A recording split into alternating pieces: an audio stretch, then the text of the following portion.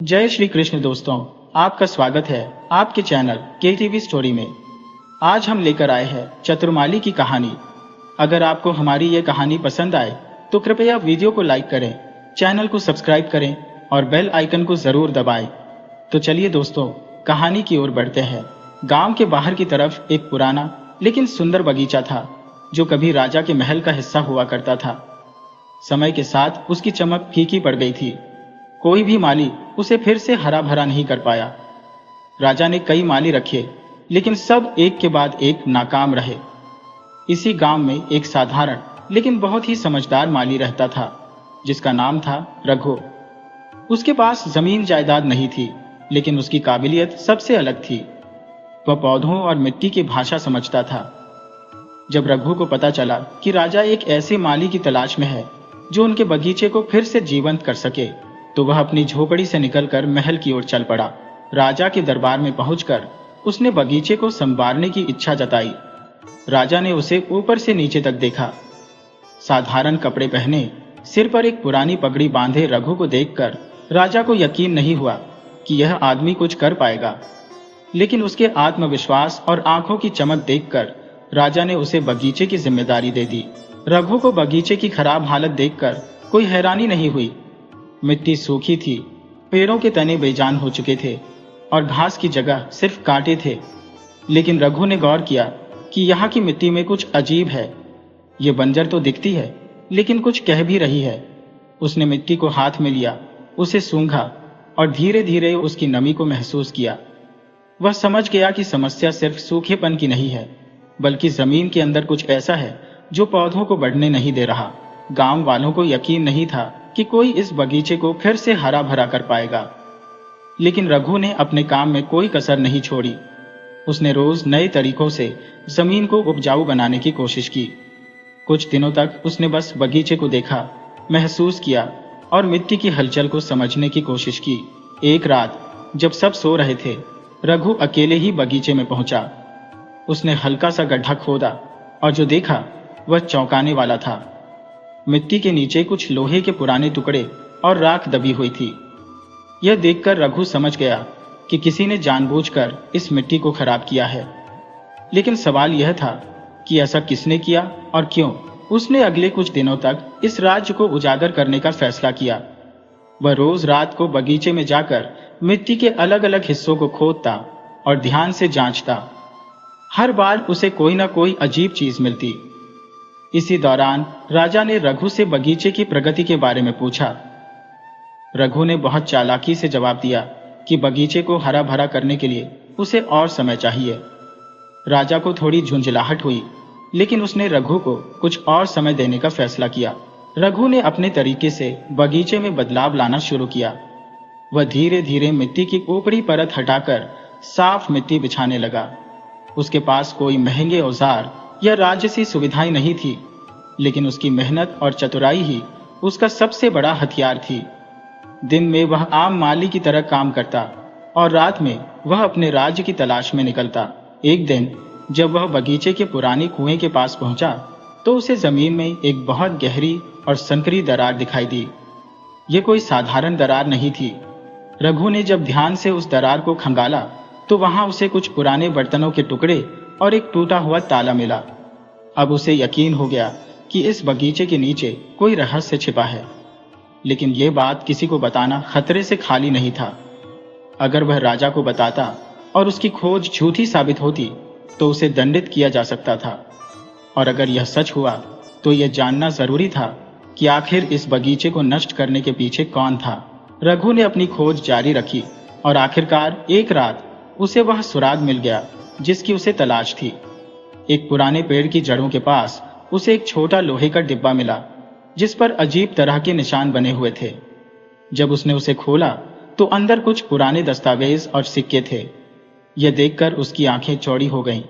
लेकिन इससे पहले कि वह इस राज को और गहराई से समझ पाता, उसे किसी की आहट सुनाई दी। कोई छुपकर उसे देख रहा था। रघु ने जल्दी से वह डिब्बा छिपा दिया और ऐसा दिखाया जैसे वह बस आम मिट्टी की सफाई कर रहा हो। कुछ पलों बाद झाड़ियों के पीछे से एक परछाई धीरे धीरे गायब हो गई। अब रघु को यकीन हो गया कि वह अकेला नहीं है। जो इस बगीचे के बारे में जानता है। कोई और भी है जो नहीं चाहता कि यह रहस्य बाहर आए। लेकिन वह कौन था और इस मिट्टी में छुपा यह भेद आखिर क्या था? रघु को एहसास हो गया कि उसका सामना अब सिर्फ सूखी मिट्टी से नहीं बल्कि किसी बड़े राज्य से होने वाला है। रघु को अब यह यकीन हो चुका था कि इस बगीचे की बर्बादी कोई संयोग नहीं थी, बल्कि किसी ने जानबूझकर इसे उजाड़ने की साजिश रची थी। लेकिन सवाल यह था कि ऐसा किसने किया और क्यों? जिस छोटे लोहे के डिब्बे को उसने मिट्टी में दबा पाया था, उसमें पुराने सिक्के और कुछ दस्तावेज थे। हालांकि वह उन दस्तावेजों को पूरी तरह से पढ़ नहीं पाया था, क्योंकि रात के अंधेरे में बहुत खतरा था। उसने तय किया कि वह इन दस्तावेजों को ध्यान से पढ़ेगा, लेकिन किसी को इस बारे में भनक तक नहीं लगने देगा। अगले दिन वह हमेशा की तरह बगीचे की सफाई और देखभाल में जुट गया। राजा और महल के लोग उसे रोज काम करते देखते थे और सोचते थे कि वह सच में कोई चमत्कार कर देगा। लेकिन रघु जानता था कि असली काम रात में होने वाला था। शाम होते ही वह जल्दी से अपने घर गया, अपने झोपड़े के कोने में दिया जलाया और उन दस्तावेजों को ध्यान से पढ़ने लगा। कुछ पन्ने पूरी तरह सड़े हुए थे, लेकिन कुछ पर लिखावट अभी भी साफ थी।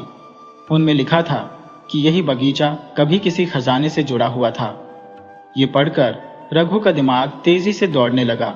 अगर यह बगीचा किसी खजाने से जुड़ा हुआ था तो ये खजाना कहाँ हो सकता था? और क्या इसी वजह से बगीचे को उजाड़ने की कोशिश की गई थी?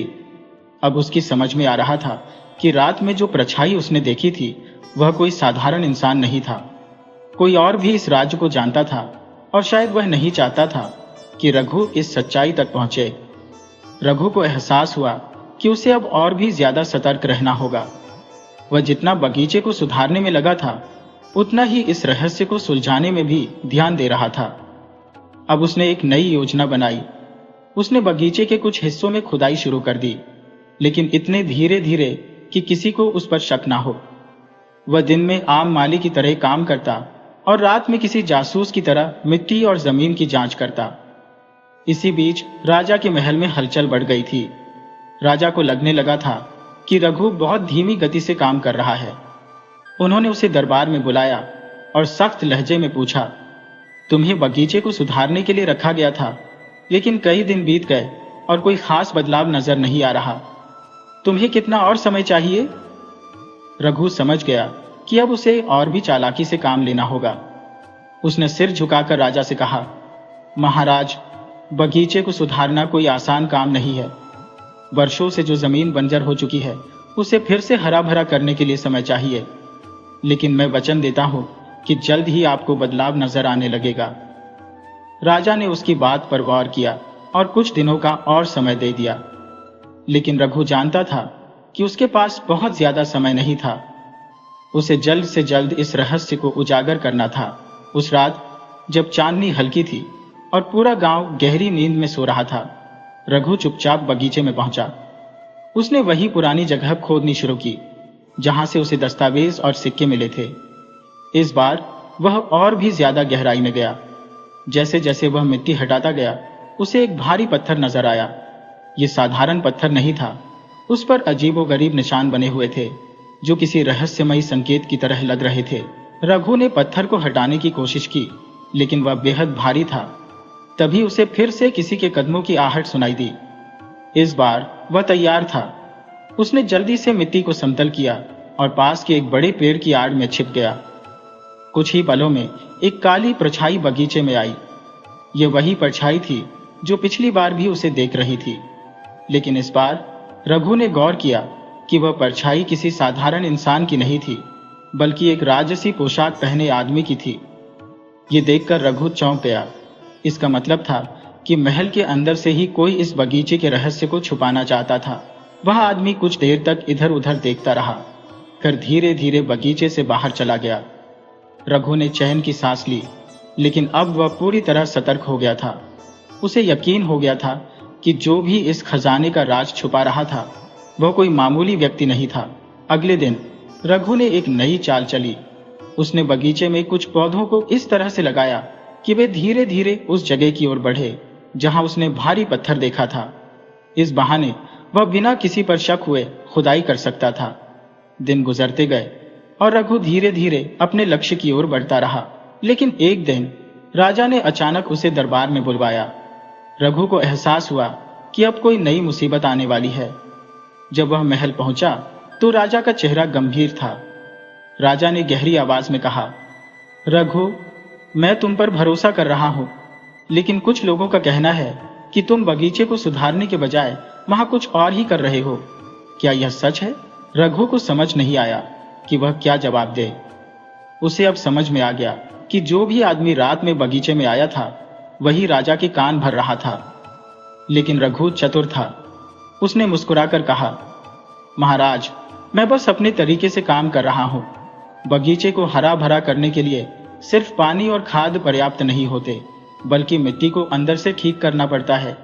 अगर आप मुझे थोड़ा और समय दें तो मैं आपको परिणाम दिखा सकता हूं। राजा कुछ देर सोचते रहे, फिर बोले, ठीक है, लेकिन मैं अब खुद आकर बगीचे का निरीक्षण करूंगा।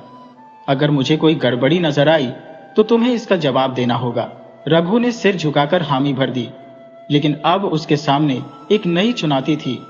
राजा के आने से पहले उसे यह जानना था कि आखिर इस बगीचे के नीचे क्या छिपा है, और उससे भी बड़ा सवाल यह था कि महल के अंदर कौन था जो नहीं चाहता था कि यह राज सामने आए।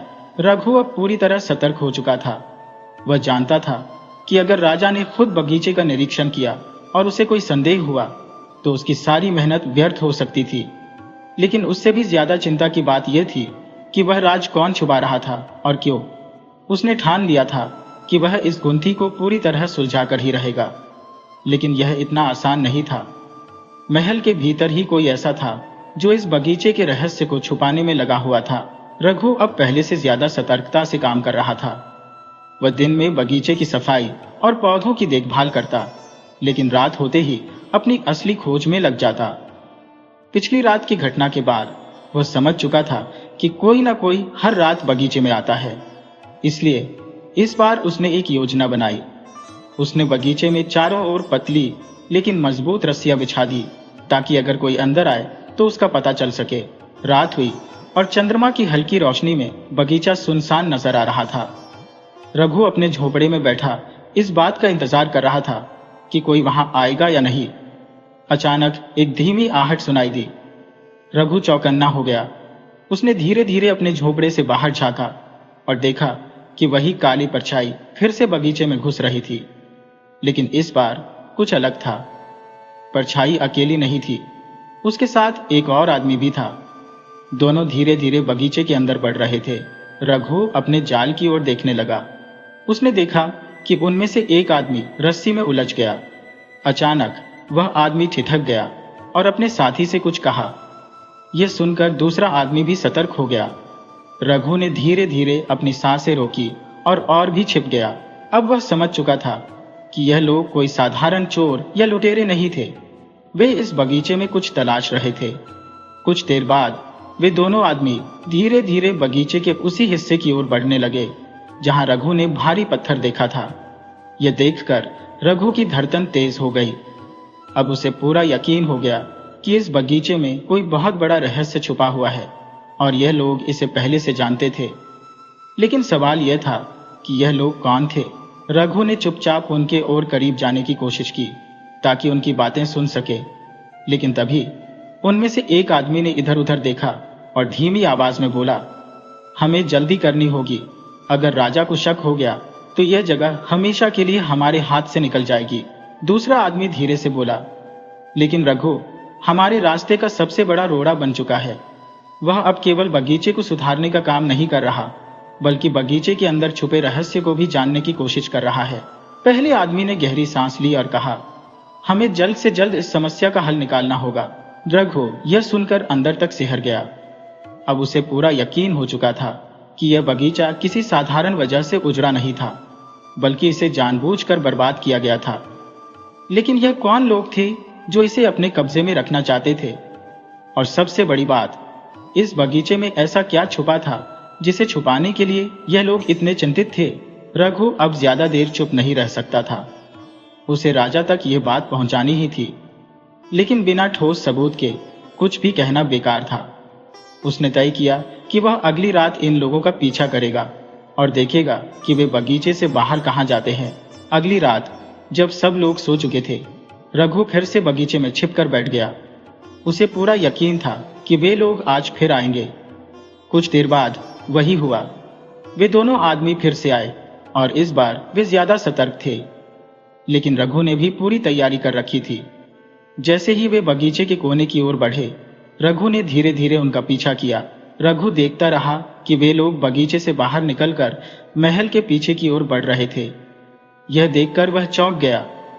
इसका मतलब था कि यह लोग महल के ही लोग थे, लेकिन वे महल के भीतर कैसे घुसे? क्या महल में कोई गुप्त रास्ता था? रघु उनके पीछे पीछे गया और देखा कि वे एक पुराने कुएं के पास पहुंचे। वहां पहुंचकर उन्होंने चारों ओर देखा और फिर कुएं के अंदर उतर गए। रघु यह देखकर हैरान रह गया। इसका मतलब था कि महल के भीतर जाने का कोई गुप्त रास्ता इस कुएं से जुड़ा हुआ था। रघु ने अब ठान लिया था कि वह इस रहस्य को पूरी तरह उजागर करके रहेगा, लेकिन उससे पहले उसे इस कुएं की सच्चाई जाननी होगी।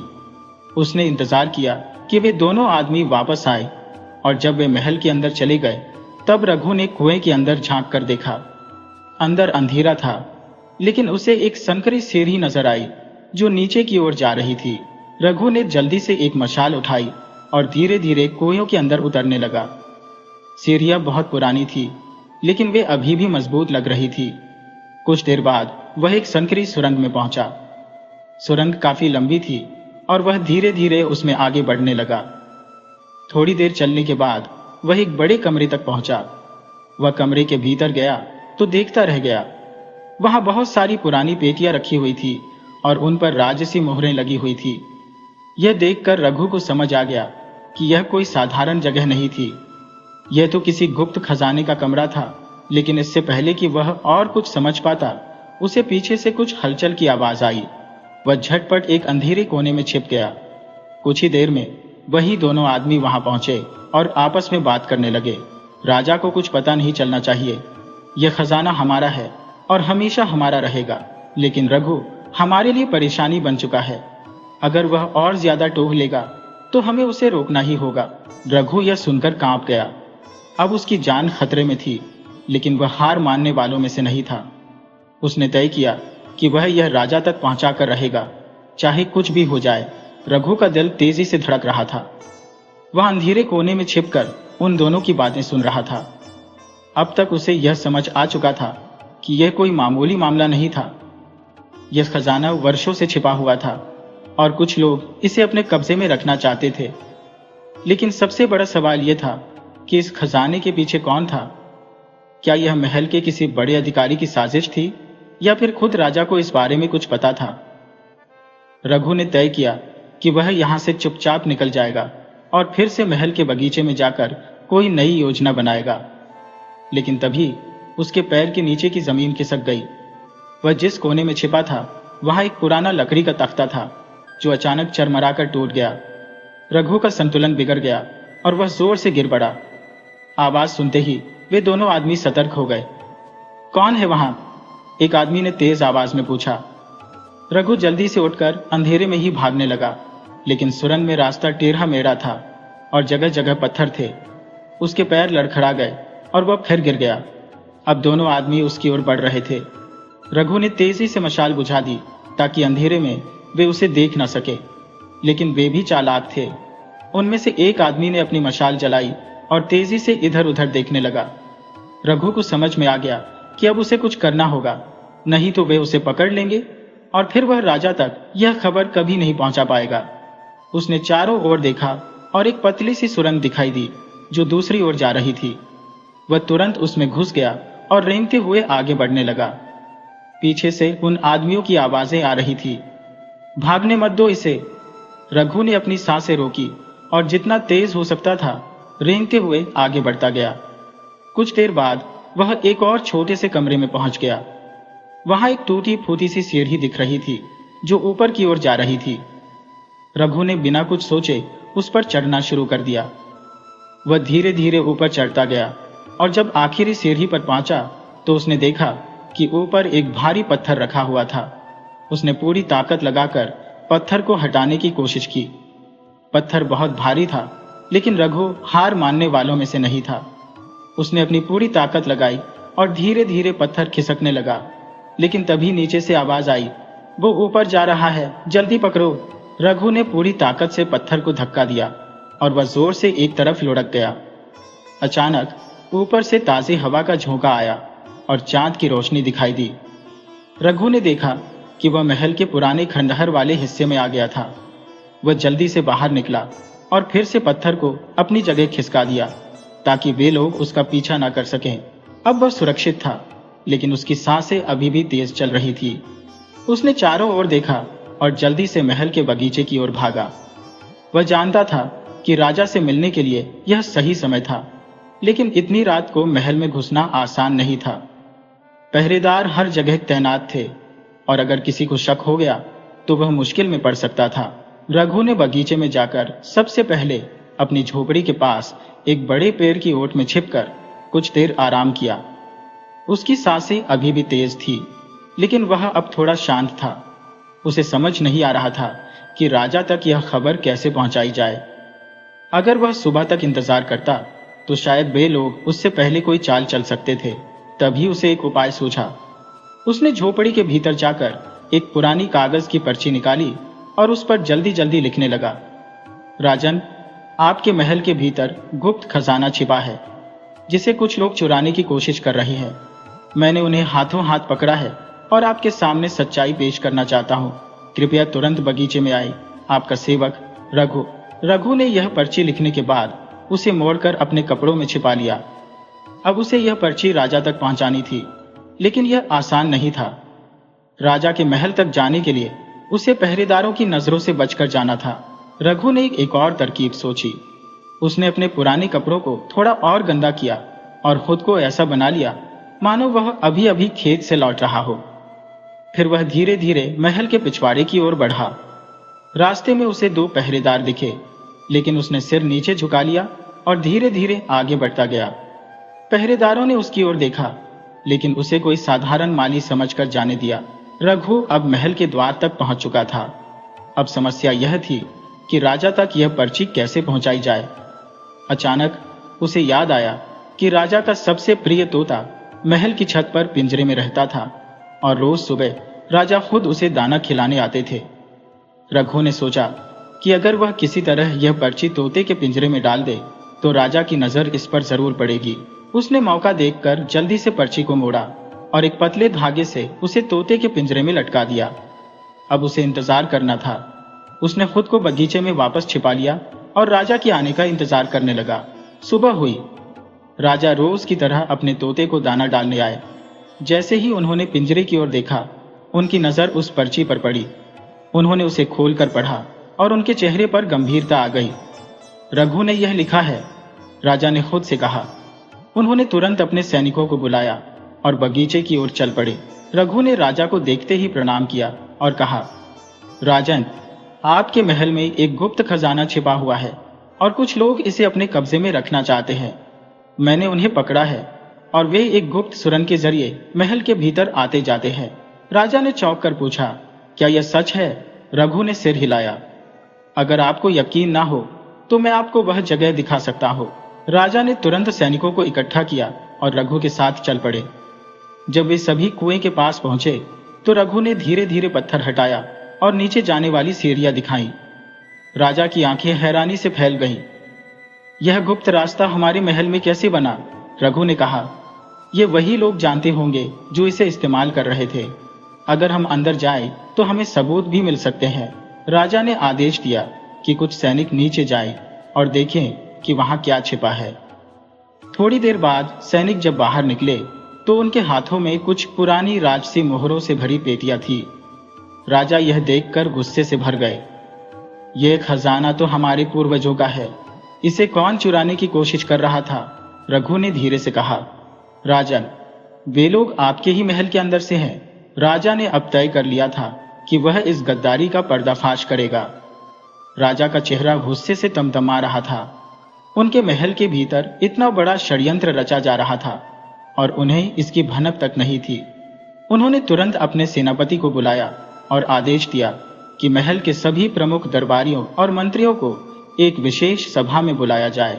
रघु भी चुपचाप खड़ा यह सब देख रहा था। वह जानता था कि अब यह खेल खत्म होने वाला था, लेकिन असली गुनहगार कौन था यह अभी तक सामने नहीं आया था। महल के भीतर हलचल मच गई। सैनिक दौड़ दौड़ कर आदेशों का पालन कर रहे थे। राजा खुद उस गुप्त सुरंग में उतरने वाले थे, लेकिन तभी उनके सलाहकार महामंत्री चंद्रसेन ने उन्हें रोक दिया। महाराज, यह उचित नहीं होगा कि आप स्वयं इस अज्ञात गुफा में प्रवेश करें। यह किसी भी प्रकार का जाल हो सकता है। पहले हमें यह जान लेना चाहिए कि यह रास्ता कहाँ जाता है और इसके पीछे कौन है। राजा कुछ क्षण सोचते रहे। फिर उन्होंने अपने कुछ विशिष्ट सैनिकों को आदेश दिया कि वे सुरंग में जाएं और हर चीज की जांच करें।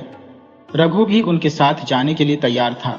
जब सैनिकों ने सुरंग में प्रवेश किया तो वहां एक अजीब सी गंध फैली हुई थी। यह सुरंग लंबी थी और कई मोड़ों से होकर गुजरती थी। रघु पहले भी यहां आ चुका था, लेकिन अब उसे और गहराई तक जाना था। कुछ दूरी चलने के बाद उन्होंने एक बड़ा सा कक्ष देखा, जहां कई पुरानी पेटियां रखी हुई थी। कुछ पेटियां आधी खुली थी और उनके भीतर सोने चांदी के सिक्के, मूर्तियां और बहुमूल्य पत्थर भरे हुए थे। यह देखकर सभी सैनिक चौंक गए। इतना खजाना यहाँ कैसे आया? रघु को समझ में आ गया कि यह कोई नया षड्यंत्र नहीं था। ये वर्षों से छिपा हुआ राज्य था, जिसे अब जाकर खोला गया था। लेकिन असली सवाल यह था कि इसे चुराने की कोशिश कौन कर रहा था। तभी सुरंग के अंदर से हल्की सी आवाज आई। सैनिक सतर्क हो गए। सभी ने अपनी तलवारें निकाल ली और धीरे धीरे आवाज की दिशा में बढ़ने लगे। कुछ ही क्षणों में उन्हें दो लोग दिखाई दिए जो इस छिपे हुए खजाने को निकालने की योजना बना रहे थे। ये वही दो व्यक्ति थे जिन्हें रघु ने पहले देखा था। सैनिकों ने उन्हें तुरंत पकड़ लिया और महल में ले गए। महल में राजा के सामने जब उन दोनों को पेश किया गया तो उन्होंने डर के मारे सच उगल दिया। महाराज, हम तो केवल सेवक थे, असली योजना किसी और की थी। राजा ने गंभीर स्वर में पूछा। किसकी? उन दोनों ने कांपते हुए उत्तर दिया। महामंत्री चंद्रसेन की। पूरा दरबार स्तब्ध रह गया। महामंत्री वर्षों से राजा का विश्वास पात्र था। राजा को भी विश्वास नहीं हो रहा था, लेकिन जब उन दोनों से और कड़ाई से पूछताछ की गई तो उन्होंने बता दिया कि चंद्रसेन वर्षों से यह योजना बना रहा था। उसने चुपके से इस गुप्त खजाने की जानकारी हासिल की थी और इसे धीरे धीरे निकालने की योजना बनाई थी। वह राजा के खिलाफ षड्यंत्र कर रहा था और इस खजाने के जरिए खुद को शक्तिशाली बनाना चाहता था। राजा ने गुस्से में कहा, चंद्रसेन, क्या यह सच है? चंद्रसेन ने कुछ बोलने की कोशिश की, लेकिन उसकी आंखों में डर साफ झलक रहा था। जब सैनिकों ने उसे पकड़ने के लिए कदम बढ़ाया तो वह अचानक अपनी तलवार निकालकर भागने लगा। लेकिन राजा के सैनिक पहले से तैयार थे। कुछ ही क्षणों में उन्होंने उसे घेर लिया और हथियार डालने पर मजबूर कर दिया। अब राजा को पूरी सच्चाई समझ में आ गई थी। उन्होंने चंद्रसेन को कारागार में डालने का आदेश दिया और घोषणा की कि उसे उसके अपराधों के लिए कड़ी सजा दी जाएगी। रघु ने यह सब देखा और संतोष की सांस ली। उसने अपने दिमाग और हिम्मत के बल पर एक बहुत बड़ी साजिश को बेनकाब किया था। राजा उसके प्रति बहुत प्रसन्न हुए। रघु, तुमने जो किया है वह सिर्फ एक माली का काम नहीं था। तुमने अपने राजा और राज्य की रक्षा की है। मैं तुम्हें इनाम देना चाहता हूं। लेकिन रघु ने विनम्रता से सिर झुका दिया। राजन, मैं केवल अपना कर्तव्य निभा रहा था।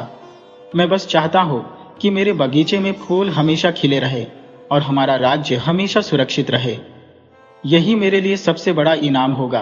राजा मुस्कुराए और उन्होंने घोषणा की कि रघु को महल का प्रधान बागवान नियुक्त किया जाएगा और उसे विशेष सम्मान दिया जाएगा। रघु की बुद्धिमानी और ईमानदारी की कहानी पूरे राज्य में फैल गई। लोग उसकी प्रशंसा करने लगे और उसे चतुर्माली के नाम से पुकारने लगे। इस तरह रघु की सूझबूझ और बहादुरी ने न केवल एक गुप्त खजाने की रक्षा की, बल्कि राज्य को एक बहुत बड़े संकट से भी बचा लिया।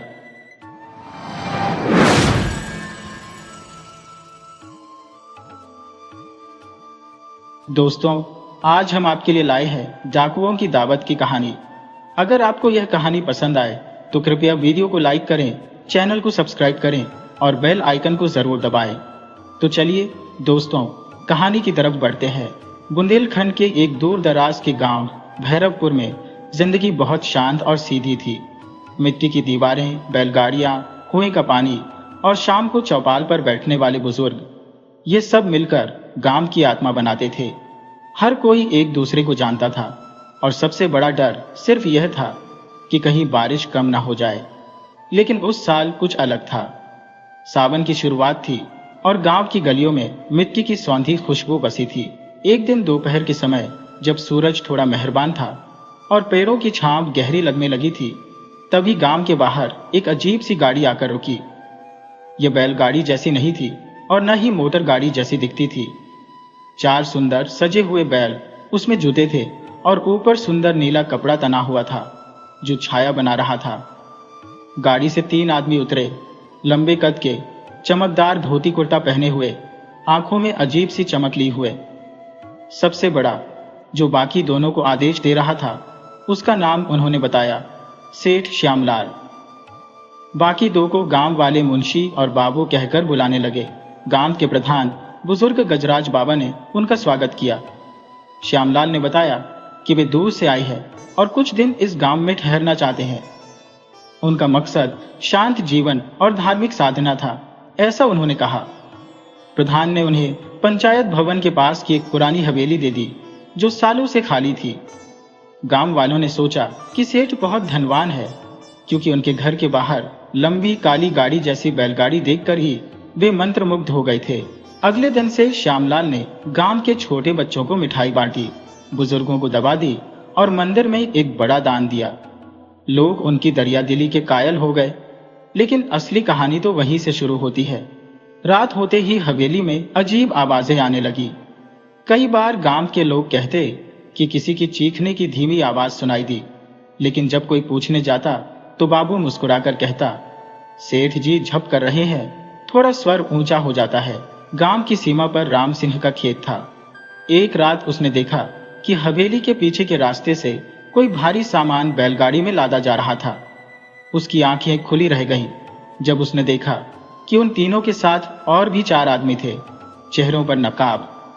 राम सिंह डर गया। उसने यह बात अगली सुबह अपने सबसे भरोसेमंद दोस्त बनवारी को बताई।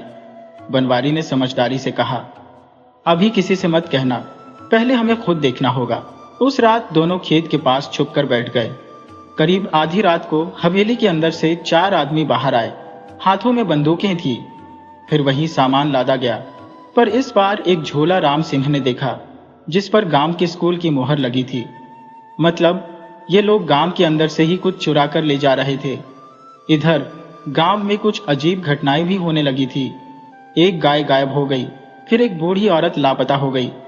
पहले सबने सोचा कि जानवर जंगल में चले गए होंगे और औरत कहीं भटक गई होगी, लेकिन लगातार 3 लोगों के गायब होने पर गांव में डर फैल गया। गजराज बाबा ने पंचायत बुलाई।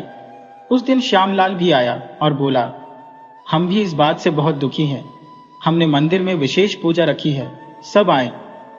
गांव के लोग अब तक उनके कायल थे, लेकिन राम सिंह और बनवारी को यकीन हो गया था कि कुछ बहुत बड़ा गड़बड़ है। उन्होंने एक रात हवेली के पीछे छिपकर सब देखने का तय किया। उस रात बारिश हो रही थी और बिजली की चमक में उन्होंने जो देखा वह रोंगटे खड़े कर देने वाला था। हवेली के नीचे एक तहखाना था जिसमें 2 गांव वाले बंद थे। उनके मुंह पर पट्टी बंधी थी।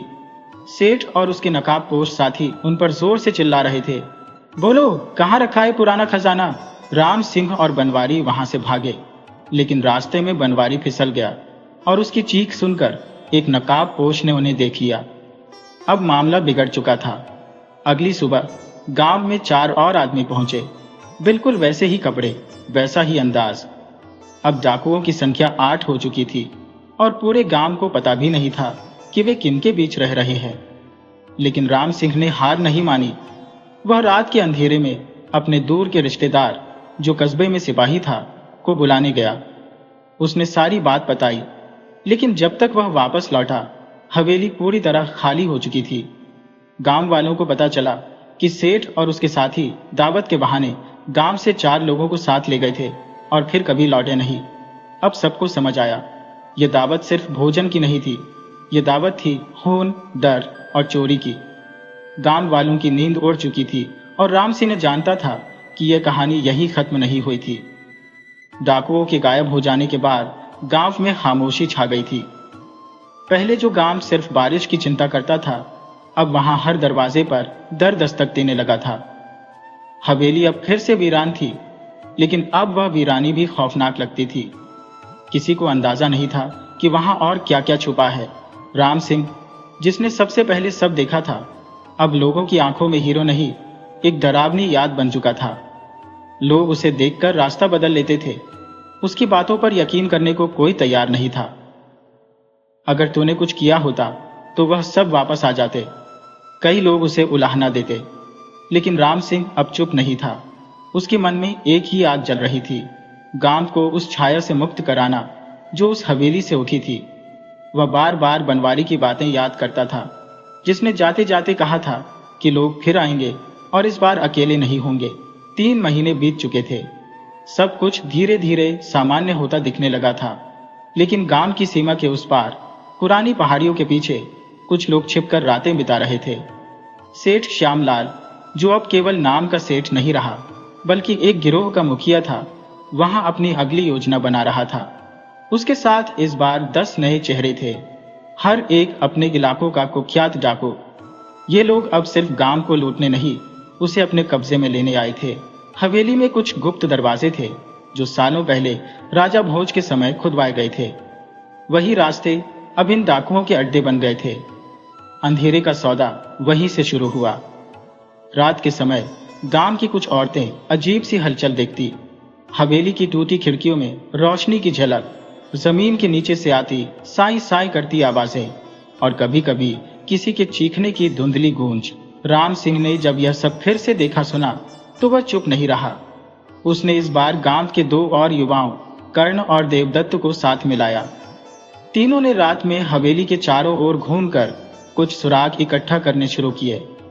एक रात बारिश के बीच राम सिंह ने देखा कि हवेली के नीचे से कुछ लोग बाहर निकले और सीधे गांव के तालाब की तरफ गए। उनके पास थैले थे और लंबी बंदूकें। उन्होंने तालाब के पास कुछ खुदाई की और कुछ पुरानी मूर्तियां बाहर निकाली। अब राम सिंह को यकीन हो गया कि यह सिर्फ गांव की कहानी नहीं थी, यह मामला कहीं बड़ा था, पुराने खजाने का, जिनका जिक्र सालों से गांव की कहानियों में होता आया था। जिसने भोजपुर की मूर्तियां निकाली वो अमर हो जाएगा, ऐसा गांव के पुजारियों की जुबान में सुना था राम सिंह ने बचपन में। उधर हवेली के भीतर डाकुओं ने एक अजीब सा नक्शा बना रखा था। जमीन के अंदर बनी सुरंगों के रास्ते, गांव के मंदिरों के नीचे छिपे हुए खजानों तक पहुंचने की तैयारी थी। सेठ श्यामलाल के इरादे अब सिर्फ चोरी या हत्या तक सीमित नहीं थे। वह चाहता था कि पूरा भैरवपुर उसकी मुट्ठी में हो। गांव में एक दिन अचानक अनाज की कमी होने लगी। लोग हैरान थे कि सब कुछ होते हुए भी अनाज चुपचाप कहाँ गायब हो रहा है। फिर धीरे धीरे बच्चों की तबीयत खराब होने लगी, जैसे किसी ने पानी में जहर मिला दिया हो। राम सिंह को यकीन हो गया कि यह सब हवेली से जुड़ा है। उसने कर्ण और देवदत्त को लेकर एक बार फिर रात में हवेली में घुसने का फैसला किया। इस बार वे पीछे की खिड़की से अंदर गए। हवेली के अंदर दीवारों पर अब अजीब से निशान उकेरे गए थे, त्रिकोणों और आंखों के आकार के चिन्ह, जैसे कोई गुप्त संगठन काम कर रहा हो। नीचे उतरते ही उन्हें एक बड़ा तहखाना मिला, जहां 8-10 लोग हथियारों के साथ चौकसी कर रहे थे। राम सिंह और उसके साथी छिपते छिपाते अंदर घुसे और देखा कि वहां कई गायब हुए गांव वाले बंद थे, बांधकर भूखे प्यासे। उनमें से एक बनवारी भी था, जिसकी हालत बहुत खराब थी। उसने देखा और फुसफुसाते हुए कहा, भागो यहां से, ये लोग अब सिर्फ डाकू नहीं रहे, ये सौदागर बन चुके हैं अंधेरे के। तीनों वापस तो आ गए, लेकिन अब हालात बहुत बिगड़ चुके थे। सेठ श्यामलाल को खबर लग गई थी कि कुछ लोग गांव में फिर से उसके खिलाफ खड़े हो रहे हैं। उसने गांव के ही 2 लोगों को खरीद लिया, रघु और नत्थु, जो उसके लिए जासूस बन गए। अब हर सुबह गांव में कोई ना कोई नई मुसीबत आती। कभी कुएं का पानी सूख जाता, कभी मंदिर की घंटियां टूट जाती। लोग समझ ही नहीं पा रहे थे कि यह सब क्या हो रहा है। तभी एक दिन पूरे गांव को एक न्योता मिला। सेठ श्यामलाल जी के आश्रम में एक दावत रखी गई है, सभी गांव वाले आमंत्रित हैं। राम सिंह का माथा ठनका। ये वही दावत थी जिसका जिक्र बनवारी ने किया था, और उसने फैसला कर लिया कि वह इस बार इस दावत का हिस्सा बनेगा। दावत का न्योता मिलते ही गांव भर में हलचल मच गई। जिस सेठ श्यामलाल को लोग कुछ महीने पहले तक शंकित निगाहों से देखते थे, अब वही अचानक एक पुण्यात्मा की तरह सम्मानित किया जा रहा था। हवेली के पास बने पुराने बगीचे को साफ कर भव्य शामियाने लगाए गए थे। चारों ओर रंग बिरंगी झंडियां, दियों की कतारें और लजीज पकवानों की खुशबू से माहौल बेहद मोहक बना दिया गया था। गांव वाले भले ही सहमे हुए थे, लेकिन मुफ्त के भोज और सेठ जी की दया के नाम पर सब कुछ खोलकर एक एक करके दावत में पहुंचने लगे। बच्चों के लिए खिलौनों का स्टॉल था, औरतों के लिए साड़ी बिंदी की सौगात और बूढ़ों के लिए मिठाई और चंदन। लेकिन यह सब दिखावे का हिस्सा था। राम सिंह, कर्ण और देवदत्त ने दावत में आने का फैसला तो किया, लेकिन गांव वालों की तरह नहीं, बल्कि छिपे हुए निगरानों के रूप में। उन्होंने गांव के 3 ओर से पहरा लगाया ताकि कोई असामान्य गतिविधि पकड़ी जा सके। दावत की भव्यता ने सबसे पहले कर्ण को चौंकाया। सेठ श्यामलाल इतना पैसा कहां से लाया और इन पकवानों के पीछे कौन था? भीड़ के बीच घूमते हुए राम सिंह की नजर बार बार कुछ एक जैसे कपड़े पहने लोगों पर जा रही थी। वे मुस्कुरा रहे थे, लेकिन उनकी आंखें चारों ओर गश्त कर रही थी, जैसे किसी गुप्त मिशन पर तैनात सैनिक हो। तभी एक बूढ़ी औरत जो अंदर से घबराई हुई थी, राम सिंह के पास आकर बोली, बेटा कुछ गड़बड़ है, ये दावत नहीं जाल है। राम सिंह ने तुरंत कर्ण को इशारा किया और दोनों उस औरत को साथ लेकर एक कोने में गए। उसने धीरे धीरे बताया कि वह उसी हवेली में काम करती थी और पिछले हफ्ते उसने देखा था कि सेठ श्यामलाल और कुछ लोग तहखाने में अजीब पूजा कर रहे थे। पूजा में वे इंसानी खोपड़ियों, मिट्टी की मूर्तियों और खून से सने वस्त्रों का इस्तेमाल कर रहे थे। वह डर गई थी और चुपचाप भाग आई थी। बात करते करते बूढ़ी औरत कांपने लगी। तभी अचानक उसकी चीख निकल गई और वह जमीन पर गिर पड़ी। उसकी सांसें उखड़ चुकी थी। सब लोग जमा हो गए और सेठ श्यामलाल ने खुद मंच पर आकर कहा, बुढ़िया का स्वाभाविक निधन हुआ है, भगवान उसकी आत्मा को शांति दे। राम सिंह अब यकीन कर चुका था कि कुछ बहुत भयंकर घटने वाला है। जैसे ही रात गहराई, दावत में आए हर व्यक्ति को अचानक बेहोशी सी छाने लगी। खाने में कुछ मिलाया गया था। जो बच गए उन्हें बांधकर हवेली के तहखानों में पहुंचाया गया। राम सिंह, कर्ण और देवदत्त ने खुद को समय रहते बचा लिया था। वे एक ओर छुप गए और सब पर नजर रखते रहे।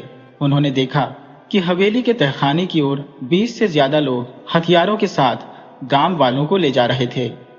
कुछ लोगों को तो अलग अलग कमरों में कैद कर दिया गया और कुछ को किसी अनजान सुरंग की ओर ले जाया गया।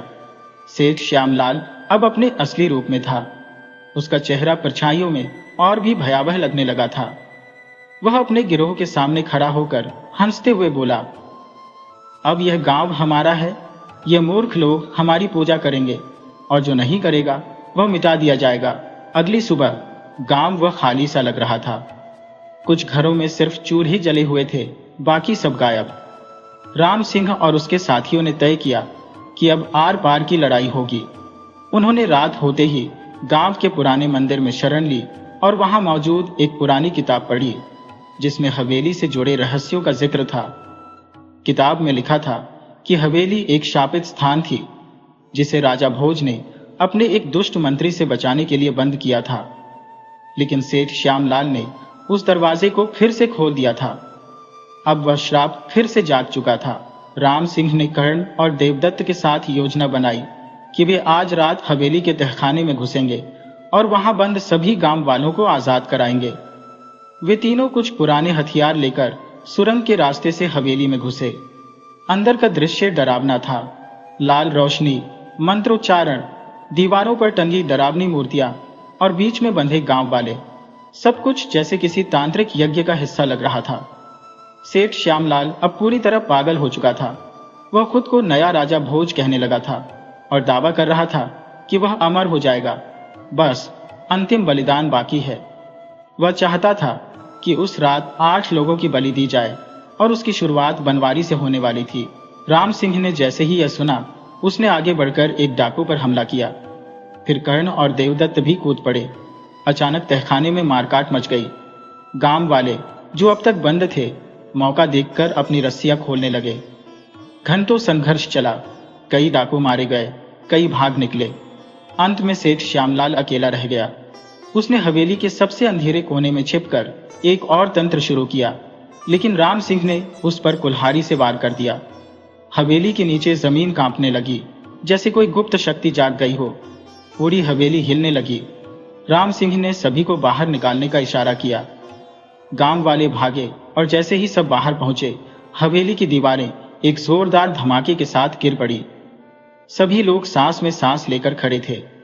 अंधेरे का वह गढ़ खत्म हो चुका था, लेकिन क्या सच में सेठ श्यामलाल की लाश नहीं मिली?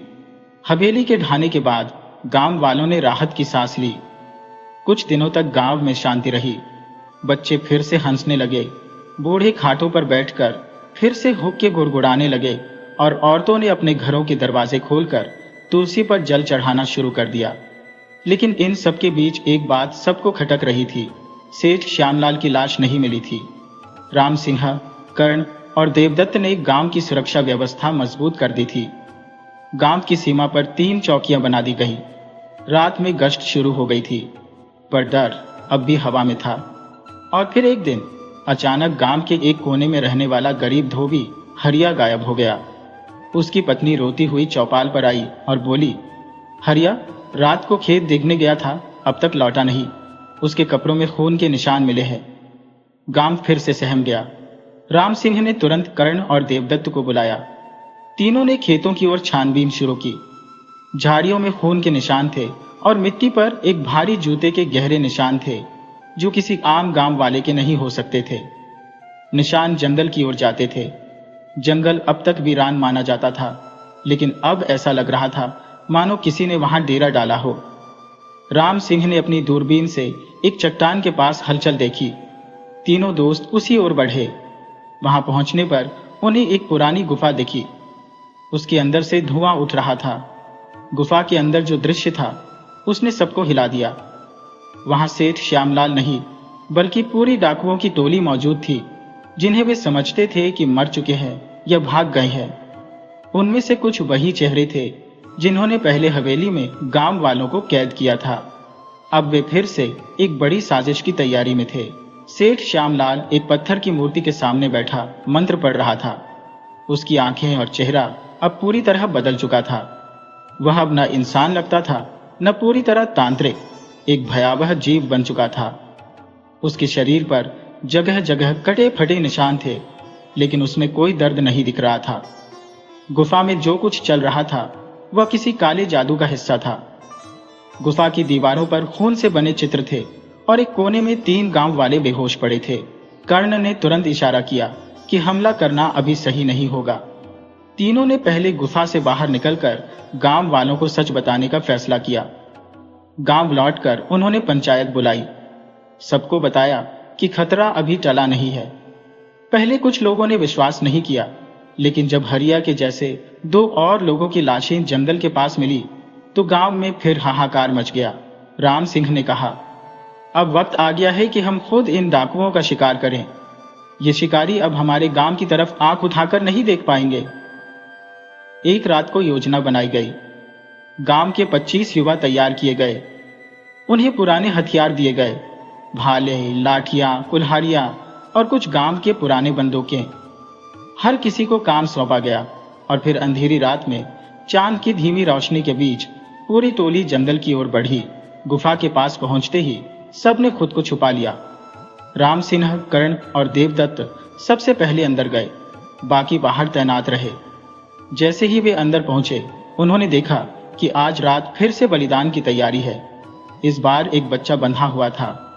सेठ श्यामलाल जोर से हंस रहा था और कह रहा था, इस मासूम की आत्मा से मुझे अमृत तो मिलेगा, लेकिन इससे पहले कि वह छुरा उठा पाता, राम सिंह ने एक पत्थर उसकी ओर फेंका। उसका ध्यान भंग हुआ और उसी क्षण देवदत्त ने उस पर छलांग लगा दी। फिर कर्ण ने बचे हुए डाकुओं पर हमला बोला। गुफा में भीषण युद्ध शुरू हुआ। डाकू शातिर थे, लेकिन गांव वालों की एकता और साहस के सामने टिक नहीं सके। सेठ श्यामलाल फिर भागा, लेकिन राम सिंह ने उसका पीछा किया। गुफा के सबसे गहरे हिस्से में जाकर दोनों आमने सामने हुए। वहां एक रहस्यमयी आग जल रही थी, जिसके बीच में एक काली मूर्ति थी। सेठ ने कहा, तू नहीं जानता राम सिंह, यह शक्ति तुझे नहीं छोड़ने वाली।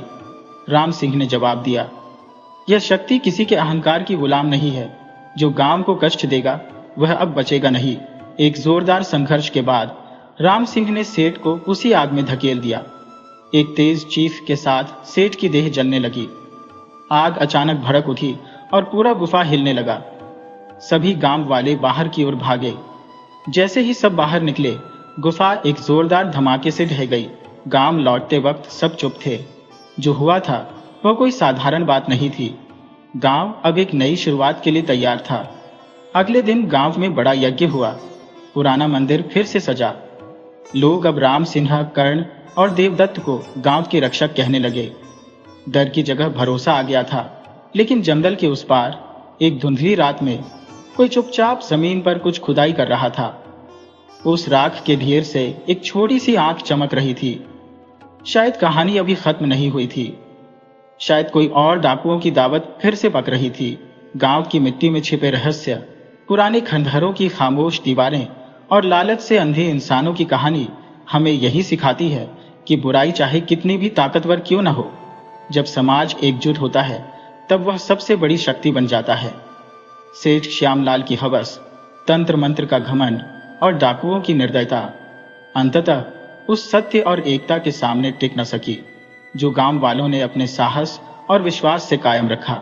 यह कहानी केवल डर, रोमांच या साजिश की नहीं, बल्कि उस जनशक्ति की भी है जो जाग जाए तो पत्थर भी पिघल सकते हैं।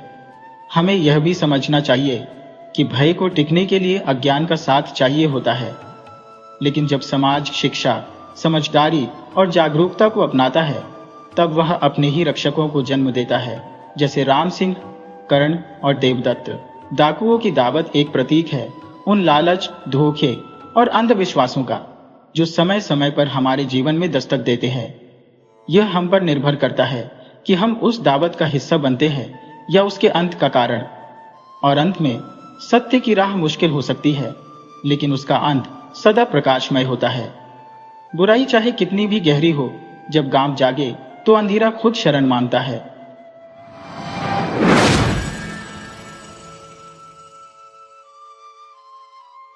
ठाकुर दिग्विजय सिंह का पूरे गांव में गहरा प्रभाव और असाधारण सम्मान था। वह अपने क्षेत्र में एक प्रतिष्ठित व्यक्तित्व थे। ठाकुर दिग्विजय सिंह के परिवार में उनके छोटे भाई रणविजय सिंह, जो अब तक अविवाहित थे, और उनकी पत्नी मैना देवी और उनका एकमात्र पुत्र वीर प्रताप सिंह थे। ठाकुर दिग्विजय सिंह और रणविजय दोनों ही जीवन का भरपूर आनंद लेने वाले लोग थे और गांव के बाहर उनकी कई महिलाओं के साथ अवैध संबंध थे। उनका बेटा वीर प्रताप सिंह अपने पिता और चाचा से भी अधिक रंगीन मिजाज का था। यदि किसी महिला पर उसकी नजर पड़ती तो वह किसी भी हालत में उसे हासिल करके ही रहता था। गांव के सभी लोग इस बात से परिचित थे, लेकिन उनके भय के कारण कोई भी उनके सामने आवाज उठाने की हिम्मत नहीं कर पाता था। ठाकुर दिग्विजय सिंह की पत्नी मैना देवी इन सभी कृत्यों से भली भांति परिचित थी, लेकिन वह मजबूरी में चुप रह जाती थी। मैना देवी एक सीधी सादी घरेलू महिला थी और अपने पति और देवर के डर के कारण कुछ कहने की हिम्मत नहीं कर पाती थी। हालांकि वह अपने बेटे को सुधारने की कोशिश जरूर करती, लेकिन वीर प्रताप उनकी बातों को नजरअंदाज कर देता था। परिवार में सभी उसे प्यार से वीर कहकर बुलाते थे। वीर का सबसे अच्छा मित्र नरेश था, जो उनके पिता के मुनीम जगजीवन राम का बेटा था। नरेश और वीर एक साथ खेलते और पढ़ाई करते बड़े हुए थे। नरेश भी वीर की तरह मस्तमौला था और इसलिए दोनों में गहरी मित्रता थी। गांव की पंचायत में ठाकुर दिग्विजय सिंह का सबसे बड़ा प्रतिद्वंद्वी था चौधरी सुमेर सिंह। सुमेर सिंह भी दिग्विजय सिंह की तरह अपने क्षेत्र में प्रभावशाली थे। दोनों के बीच एक पुरानी खानदानी दुश्मनी थी और वे एक दूसरे को फूटी आंख नहीं सुहाते थे। यह दुश्मनी पंचायत चुनाव के समय और भी भयंकर हो जाती थी, जहां दोनों एक दूसरे की जान लेने पर उतारू हो जाते थे। इस टकराव में गांव वाले अक्सर बलि का बकरा बन जाते थे, क्योंकि जिस पक्ष का सरपंच चुना जाता वह दूसरे पक्ष के लोगों को परेशान करने से नहीं चूकता था। यदि किसी पक्ष का सरपंच चुना जाता तो वह दूसरे पक्ष के लोगों पर हर संभव दबाव डालता था। एक बार वीर शहर से अपने गांव की ओर लौट रहा था। तभी रास्ते में ही एक लड़की ने हाथ के संकेत से उसकी गाड़ी रुकवाने की कोशिश की। जैसे ही वीर ने गाड़ी उसके पास रोकी, वह उसे देखता ही रह गया। वह लड़की ऐसी प्रतीत हो रही थी मानो स्वर्ग से कोई दिव्य अप्सरा धरती पर उतर आई हो। उसकी सुंदरता ने वीर को मंत्रमुग्ध कर दिया और वह एक क्षण के लिए अपनी सुध बुद्ध खो बैठा। तभी उस लड़की की मधुर आवाज ने वीर को उसकी सोच से बाहर निकाला। उसने कहा, क्या आप मुझे स्कूल के सामने छोड़ देंगे? जो मैं वहीं रहती हूँ। कुछ काम से गांव से शहर आई थी और अब लौटने के लिए कोई साधन नहीं मिल रहा है। रात भी होने वाली है और मेरे पास वापस जाने का कोई और विकल्प नहीं है। क्या आप मेरी मदद कर सकते हैं? वीर ने तुरंत उत्तर दिया, हाँ हाँ बिल्कुल, आओ बैठो। और यह कहते हुए उसने उसे अपनी गाड़ी में बिठा लिया। पूरे रास्ते भर वीर उस लड़की की ओर देखता रहा। वह उसकी ओर आकर्षित हो चुका था और उससे बातचीत करने लगा। वीर ने पूछा, क्या तुम यहाँ अकेले रहती हो? लड़की ने उत्तर दिया, हाँ मैं यहाँ अकेले ही रहती हूँ। दरअसल मेरी नियुक्ति अभी कुछ ही दिन पहले यहाँ के सरकारी स्कूल में हुई है। मैं किराए के एक छोटे से कमरे में रहती हूँ और यहाँ किसी को जानती भी नहीं हूँ। वीर उसकी बातें सुनता रहा, उसकी बातों में खोया हुआ, जैसे उसकी दुनिया अब इसी लड़की के इर्द गिर्द घूम रही हो। तब वीर ने कहा, क्या आपको वहां कोई असुविधा तो नहीं है? लड़की ने मुस्कुराते हुए कहा, नहीं, सब ठीक है। वीर ने फिर कहा, अगर आपको किसी प्रकार की कठिनाई हो तो कृपया मुझे अवश्य बताना। यह सुनकर लड़की ने थोड़ी हैरानी से वीर की तरफ देखा। वीर ने खुद को संभालते हुए कहा, मेरा मतलब यह था कि आप यहाँ नई है और किसी को ठीक से जानती भी नहीं है, इसलिए मेरा कर्तव्य बनता है कि अगर मैं किसी भी तरह आपकी सहायता कर सकूं तो मुझे बेहद खुशी होगी। मैं गांव के सरपंच ठाकुर दिग्विजय सिन्हा का बेटा हूं। लोग मुझे प्यार से वीर कहते हैं। वैसे आपका नाम क्या है? लड़की ने मुस्कुराते हुए उत्तर दिया, मेरा नाम रूप है, लेकिन सभी मुझे प्यार से रूपा बुलाते हैं। वीर ने हंसते हुए कहा, आपका नाम भी उतना ही सुंदर है जितनी आप खुद हैं। रूपा ने हल्की सी मुस्कान दी और कहा, रुको रुको, स्कूल आ गया, मुझे यही उतरना है। वीर ने तुरंत गाड़ी रोकी और रूपा को उतरने दिया। जब रूपा गाड़ी से उतरी तो वह मुस्कुराते हुए बोली, आपसे मिलकर बहुत खुशी हुई। अब तो हम इसी गांव में रहते हैं, मुलाकात होती रहेगी। वीर ने उत्तर दिया, मुझे भी आपसे मिलकर बेहद खुशी हुई। फिर मिलेंगे, अब चलता हूं। ये कहते हुए वीर वहां से चला गया। रूपा से मुलाकात के बाद वीर पूरी तरह उसके सौंदर्य के नशे में डूब चुका था। अब हर वक्त, चाहे वह उठता, बैठता, सोता या जागता हो, उसके मन मस्तिष्क में केवल रूपा की ही तस्वीर घूम रही थी। रूपा हमेशा से सबकी निगाहों का केंद्र होती थी। उसकी मन स्थिति देखकर उसकी मां ने उससे पूछा, बेटा तबीयत तो सही है ना? इस पर वीर ने धीरे से जवाब दिया, हाँ मां, अब मैं बिल्कुल ठीक हूं।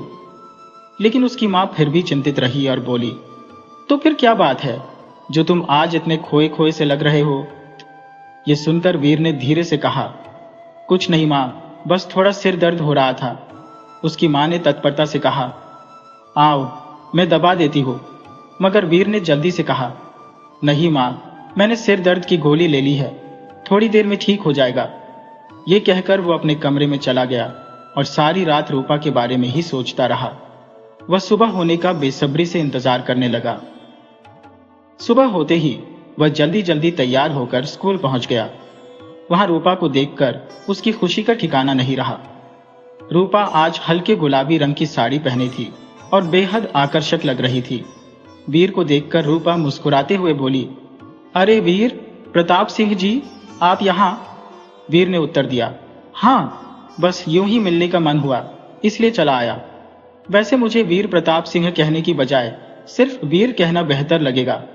यह सुनकर रूपा हंसते हुए बोली, लेकिन यह तो तुम्हारे घर वाले भी कहते हैं, है ना? वीर मुस्कुराते हुए बोला, हाँ, लेकिन तुम मुझे सिर्फ वीर कह सकती हो।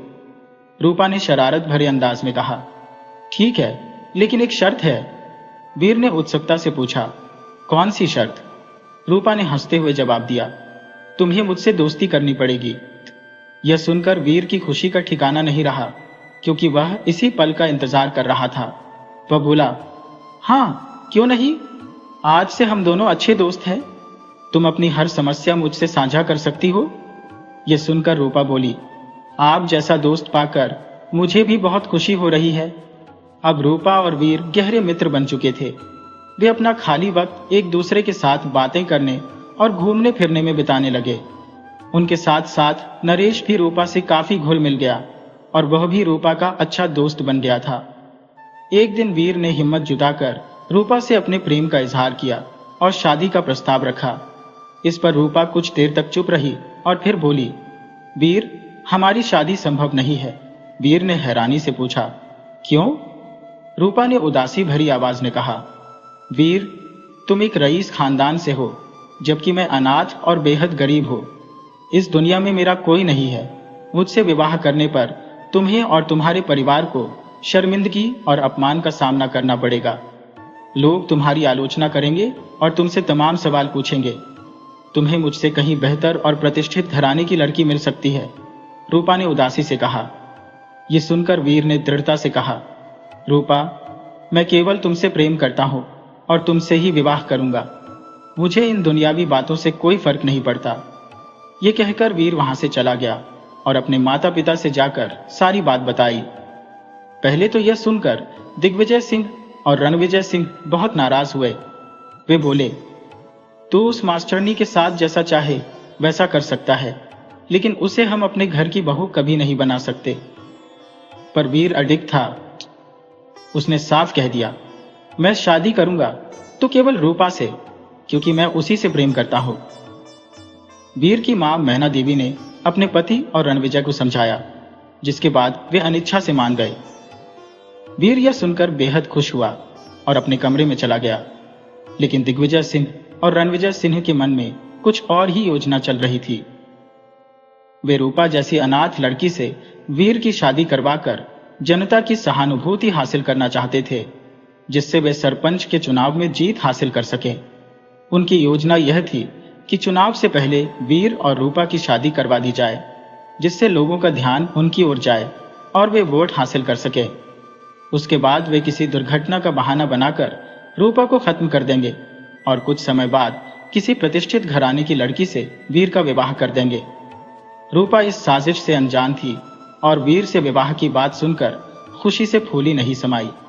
उसे ऐसा लग रहा था जैसे उसकी मनोकामना पूरी हो गई हो। वह दिग्विजय सिंह और रणविजय सिंह के खतरनाक इरादों से बिल्कुल अनभिज्ञ थी। अगले दिन वीर रूपा को अपने परिवार से मिलाने के लिए घर लाया। रूपा को देखकर वीर की मां का दिल खुशी से भर गया। वह लगातार रूपा को देखती रही और उसकी सुंदरता की बलैया लेती रही। रूपा की सुंदरता ने दिग्विजय सिंह और रणविजय सिंह को भी स्तब्ध कर दिया। उन्हें ऐसा महसूस हो रहा था जैसे रूपा स्वर्ग से उतरी कोई अप्सरा हो। वीर के परिवार से मिलने के बाद रूपा को भीतर से एक अनकही खुशी का अनुभव हुआ। विशेषकर जब वह वीर की मां मैना से मिली तो उसके दिल में मां की कमी का एहसास उमड़ आया। उसकी आंखों में आंसू छलकने लगे। मैना ने तुरंत उसे देखा और स्नेह भरे स्वर में पूछा, क्या हुआ बेटी, तू क्यों रो रही है? रूपा ने रुंधे गले से कहा, आंटी जी, आपको देखकर आज मुझे मेरी मां की बहुत याद आ गई। मैना ने उसकी आंसू पोंछते हुए कहा, बेटी, आज से खुद को अनाथ मत समझना। मैं तेरी मां हूं और अब से मुझे आंटी नहीं मां कहा कर। यह सुनकर रूपा ने खुद को रोक नहीं पाई और मैना के गले लग गई। इस दृश्य ने एक गहरी भावुकता का संचार कर दिया।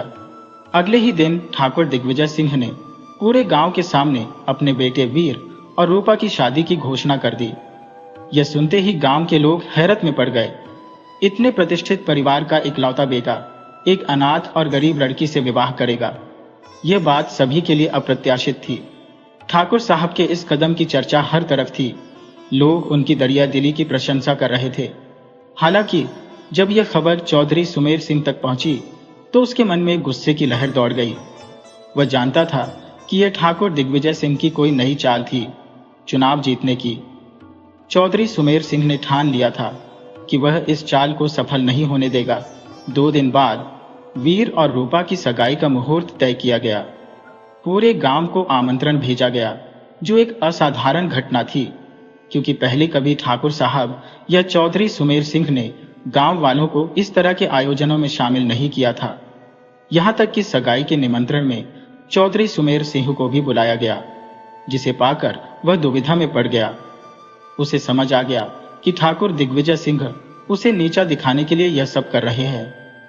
फिर भी सामाजिक बदनामी से बचने के लिए उसे इस आयोजन में जाना ही पड़ा। सगाई के दिन ठाकुर के घर पर चहल पहल का माहौल था। हर ओर सजावट की गई थी। मेहमानों का आना शुरू हो चुका था। मैना अपने बेटे की सगाई को लेकर खोली नहीं समा रही थी, हर कार्य में भाग ले रही थी। उसी समय चौधरी सुमेर सिंह अपने बेटे अमर सिंह के साथ सगाई में पहुंच गए। सगाई के भव्य आयोजन में ठाकुर दिग्विजय सिंह ने खास मेहमानों के लिए खास इंतजाम किए थे। मनोरंजन के लिए उन्होंने एक सपेरों के कबीले से नचनिया बुलवाई थी। गांव के पास ही ये कबीला बसता था, जहां सपेरे नाग पकड़ने, उनका विष निकालने और बेचने का काम करते थे। वही उनकी महिलाएं गांव के उत्सवों में नाच गाकर रोजी कमाती थी। गांव वाले उन्हें नचनिया कहकर बुलाते और इनके कबीले को नचनिया ओखा का कबीला के नाम से जाना जाता था। ये महिलाएं अपने परिवार का पेट पालने के लिए अपनी कला का प्रदर्शन करती, लेकिन गांव के बड़े लोग इनका अक्सर दुरुपयोग करते। वे नाच के बहाने इनसे छेड़छाड़ और शोषण करने से बाज नहीं आते। इस कबीले की एक प्रसिद्ध नचनिया थी बिजली, जो अपने नशीले नृत्य और आकर्षक अदाओं के लिए मशहूर थी। उसके नाचने की कला ने पूरे गांव को मंत्रमुग्ध कर रखा था और लोग दांतों तले उंगली दबाने को मजबूर हो जाते थे। इस बार भी ठाकुर दिग्विजय सिंह ने बिजली को विशेष रूप से आमंत्रित किया था। पंचायत के सभी लोग लजीज खाने और नचनियों के डांस का भरपूर आनंद ले रहे थे। गांव के लोग ठाकुर साहब की दरिया दिली और उनकी व्यवस्था की प्रशंसा करते नहीं थक रहे थे। ठाकुर साहब यह सब देखकर मन ही मन मुस्कुरा रहे थे, क्योंकि उनका उद्देश्य भी यही था, अपने बड़प्पन को साबित करना। चौधरी सुमेर सिंह यह सब देखकर अंदर ही अंदर जल रहे थे। उन्हें अच्छी तरह पता था कि यह सब ठाकुर दिग्विजय सिंह की चाल का हिस्सा था। रूपा और वीर की सगाई विधिपूर्वक संपन्न हो गई थी और शादी की तारीख सगाई के 2 महीने बाद चुनाव से ठीक 10 दिन पहले तय की गई थी। ठाकुर दिग्विजय सिंह ने गांव वालों के सामने चौधरी सुमेर सिंह के साथ सम्मान पूर्वक व्यवहार किया और सार्वजनिक रूप से उसे गले भी लगाया। सभी गांव वाले ठाकुर साहब के इस शिष्टाचार की तारीफ कर रहे थे, लेकिन चौधरी सुमेर सिंह समझ रहे थे कि यह भी एक चाल है। सगाई की रस्म पूरी होने और मेहमानों के खाने पीने की व्यवस्था के बाद चौधरी सुमेर सिंह अपने बेटे अमर सिंह के साथ घर लौट आए। वह बेहद नाराज थे, क्योंकि उन्हें लग रहा था कि दिग्विजय सिंह ने सबके सामने उन्हें नीचा दिखाने की कोशिश की है। उनके मन में प्रतिशोध की ज्वाला जल उठी थी। वह सोच रहे थे, मैं दिग्विजय सिंह से इस अपमान का बदला जरूर लूंगा और उसकी चाल कभी कामयाब नहीं होने दूंगा। सगाई के 2 दिन बाद ही चौधरी सुमेर सिंह के पोते का जन्मदिन था, जिसे उन्होंने एक भव्य भोज के रूप में मनाने का निर्णय लिया। गांव के सभी लोग उनके आमंत्रण पर वहां इकट्ठे हुए, जिसमें ठाकुर दिग्विजय सिंह और उनका परिवार भी शामिल था। ठाकुर दिग्विजय सिंह और उनके भाई रणविजय सिंह यह जानते हुए मुस्कुरा रहे थे कि चौधरी सुमेर सिंह ने यह सब केवल इसलिए किया था ताकि वह खुद को गांव वालों के सामने ऊंचा दिखा सकें। चौधरी सुमेर सिंह ने भी मनोरंजन के लिए वही नचनिया बुलवाई, जिसमें बिजली का नृत्य मुख्य आकर्षण था। उन्होंने गांव के हर व्यक्ति को गले लगाया और दिखावे के तौर पर गरीबों की मदद करने का आश्वासन दिया। यह सब कुछ दिखावा था, क्योंकि उनका असली उद्देश्य केवल दिग्विजय सिंह से बेहतर दिखना था। दिग्विजय सिंह अपने परिवार और भाई रणविजय सिंह के साथ इस आयोजन में शरीक हुए, लेकिन कार्यक्रम समाप्त होने के बाद लौटते समय उनकी गाड़ी का संतुलन बिगड़ गया और एक पहाड़ी से टकराकर गहरी खाई में जा गिरी। इस हादसे में रणविजय सिंह की दर्दनाक मौत हो गई, जबकि दिग्विजय सिंह एक पेड़ से लटककर गंभीर रूप से घायल हो गए। अस्पताल में उन्हें बचाने के लिए डॉक्टरों को उनका एक हाथ और एक पैर काटना पड़ा। जांच के दौरान ठाकुर दिग्विजय सिंह और उनके बेटे वीर ने पुलिस को बताया कि यह हादसा एक साजिश थी और उन्होंने आरोप लगाया कि चौधरी सुमेर सिंह ने गाड़ी के ब्रेक फेल करवाकर उनकी जान लेने की कोशिश की थी। इस आरोप के आधार पर पुलिस ने सुमेर सिंह को हिरासत में लिया और उनसे कड़ी पूछताछ की गई, लेकिन चौधरी सुमेर सिंह ने इन आरोपों को पूरी तरह से निराधार बताते हुए कहा कि उन्हें इस घटना से कोई लेना देना नहीं है। उन्होंने यह भी कहा कि उन्हें खुद नहीं मालूम कि गाड़ी के ब्रेक कैसे फेल हुए। पूरी स्थिति चौधरी सुमेर सिंह के लिए भी उतनी ही हैरान करने वाली थी। ठोस सबूतों की कमी के कारण पुलिस ने चौधरी सुमेर सिंह को जमानत पर रिहा कर दिया। कुछ समय बाद ठाकुर दिग्विजय सिंह को भी अस्पताल से छुट्टी दे दी गई। अब वो बैसाखियों के सहारे चलने में सक्षम हो चुके थे, लेकिन उनका रोजमर्रा का जीवन बुरी तरह प्रभावित था। उनके दैनिक कार्य जैसे नहाना, धोना और खाना सब उनकी पत्नी द्वारा करवाए जाते थे, क्योंकि उनका जो एक सही सलामत हाथ बचा था वह भी उल्टा था, जिससे वह किसी भी काम को आसानी से नहीं कर पाते थे। रणविजय सिंह की मौत ने ठाकुर दिग्विजय सिंह को भीतर से पूरी तरह तोड़ दिया था। इस हादसे के बाद उन्होंने रूपा और वीर की शादी की तारीख भी टाल दी। इस दुखद घटना के बाद गांव वालों की पूरी सहानुभूति ठाकुर दिग्विजय सिंह के साथ थी। लोगों को मन ही मन यह शक भी था कि इस दुर्घटना के पीछे कहीं न कहीं चौधरी सुमेर सिंह का हाथ हो सकता है। घटना को बीते हुए 2 महीने हो गए थे और सरपंच चुनाव का दिन आ गया था। पूरे गांव ने एकजुट होकर अपना मत ठाकुर दिग्विजय सिंह को दिया और वह भारी मतों से विजयी हुए। हालांकि इस जीत की उन्हें जरा भी खुशी नहीं थी। जिस जीत का जश्न वह पहले धूमधाम से मनाते, आज उसी जीत ने उन्हें निहसन कर दिया था, क्योंकि उनका छोटा भाई रणविजय सिंह अब उनके साथ नहीं था। चुनाव के 2 दिन बाद ही एक सुबह जब गांव का एक व्यक्ति खेतों में गया तो उसने नरेश की लाश देखी। यह खबर पूरे गांव में आग की तरह फैल गई। नरेश के पिता जगजीवन राम, वीर और अन्य गांव वाले तुरंत वहां पहुंचे। नरेश की लाश गांव के एक खेत में पड़ी थी। उसके सिर पर एक बड़ा पत्थर मारकर उसे मौत के घाट उतारा गया था। उसके शरीर पर खून के निशान थे और यह दृश्य सभी के लिए बेहद दर्दनाक था। नरेश के पिता अपने बेटे की लाश से लिपटकर फूट फूट कर रोने लगे। नरेश ही उनका अंतिम सहारा था, खासकर उनकी पत्नी की मौत के बाद। गांव के लोग स्तब्ध थे और यह सोच रहे थे कि नरेश आखिर रात में खेत में क्या करने आया होगा। उसकी हत्या ने पूरे गांव को सदमे में डाल दिया। बहुत से लोग यह मान रहे थे कि नरेश की मौत के पीछे भी चौधरी सुमेर सिंह का हाथ हो सकता है। शायद चुनाव में हार का गुस्सा निकालने के लिए उन्होंने नरेश की हत्या करवा दी हो। किसी अज्ञात व्यक्ति ने पुलिस को सूचना दी और कुछ ही देर में पुलिस नरेश की लाश को कब्जे में लेकर पोस्टमार्टम के लिए भेजने पहुंच गई। शक के आधार पर पुलिस ने चौधरी सुमेर सिंह और उसके बेटे अमर सिंह को हिरासत में लेकर कड़ी पूछताछ की। हालांकि इस बार भी पुलिस के हाथ उनके खिलाफ कोई ठोस सुराग नहीं लगा। बाप बेटे दोनों ने नरेश की हत्या से साफ इनकार कर दिया। चौधरी सुमेर सिंह ने गुस्से में कहा, तुम सबको क्यों लगता है कि चुनाव में हार के कारण मैंने गुस्से में यह हत्या करवाई होगी? यह सरासर गलत है। मानता हूं कि मुझे हार से काफी निराशा हुई, लेकिन इसका मतलब यह नहीं कि मैं किसी की जान लूं। पिछली बार जब मैं चुनाव हारा था तब भी किसी की जान नहीं ली, फिर अब क्यों लूंगा? कोई मेरे खिलाफ साजिश रच रहा है, मुझे बदनाम करने की कोशिश कर रहा है। पुलिस ने हर संभव कोशिश की, मगर उन्हें कोई पुख्ता सबूत नहीं मिला। आखिरकार चेतावनी देकर उन्हें छोड़ दिया गया कि पुलिस की नजर हमेशा उन पर बनी रहेगी, इसलिए कोई चालाकी करने की कोशिश न करें। ठाकुर दिग्विजय सिंह को यकीन था कि नरेश की हत्या में चौधरी सुमेर सिंह का ही हाथ है। इस ख्याल ने उन्हें आक्रोशित कर दिया। वीर, जो नरेश का सबसे करीबी दोस्त था, उसकी हत्या से टूट चुका था। रूपा ने वीर को संभालने और हिम्मत देने की कोशिश की, लेकिन वीर के दुख का कोई मोल नहीं था। पुलिस के पास अब कोई ठोस दिशा नहीं थी। वे लगातार जांच पड़ताल कर रहे थे, लेकिन न तो ठाकुर रणविजय की हत्या के कातिल का सुराग मिल रहा था, न ही उस हमले का जिसने ठाकुर दिग्विजय सिंह को अपाहिज बना दिया और अब नरेश की हत्या भी कर दी। पुलिस और गांव वाले दोनों ही अजीब उलझन में थे। आखिर ये सब किसके इशारे पर हो रहा था? इसका मकसद क्या था? नरेश की मौत के बाद ठाकुर दिग्विजय सिंह ने वीर और रूपा की शादी की तारीख को और भी आगे बढ़ा दिया, यह सोचते हुए कि इस हालात में शादी करना उचित नहीं होगा। ऊपर से उन्हें यह भी डर था कि कहीं अगला निशाना वीर न बन जाए।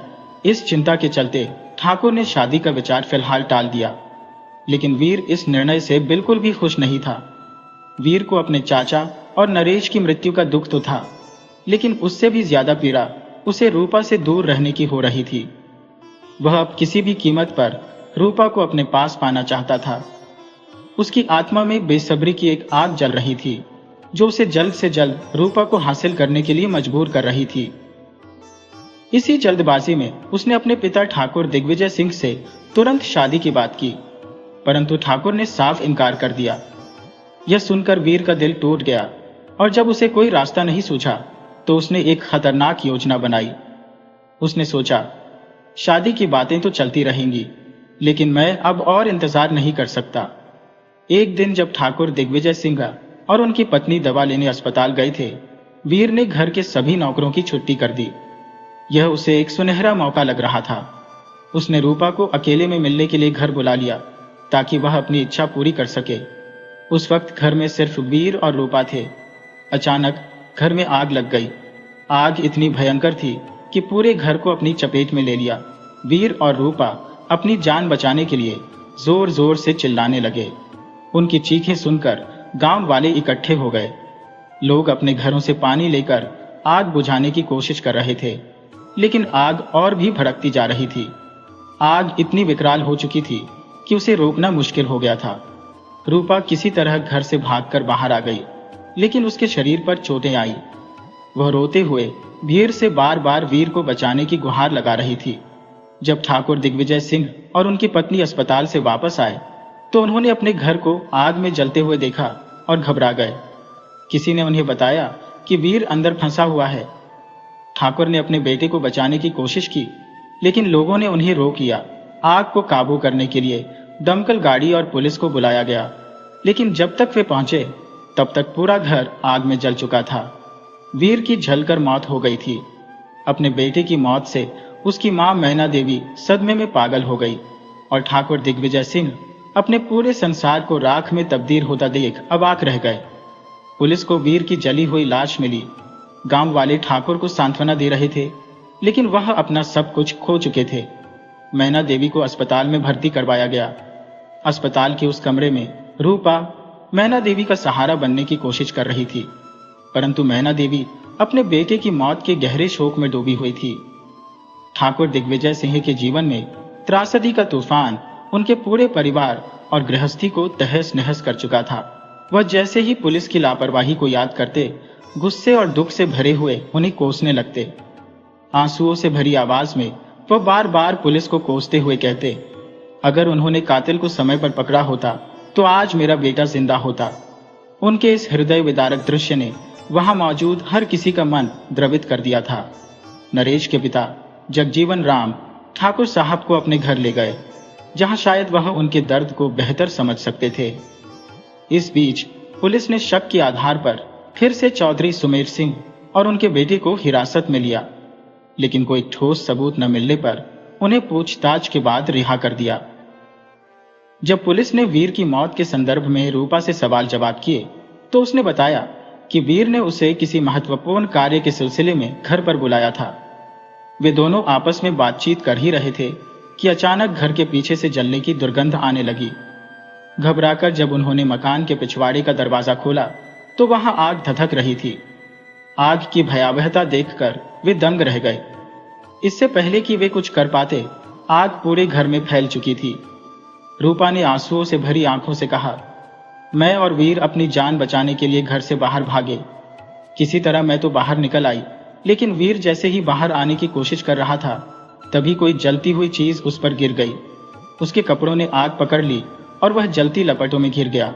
पुलिस ने रूपा से पूछताछ की, लेकिन उन्हें यह पता नहीं चल सका कि घर के पिछवाड़े में आग कैसे लगी।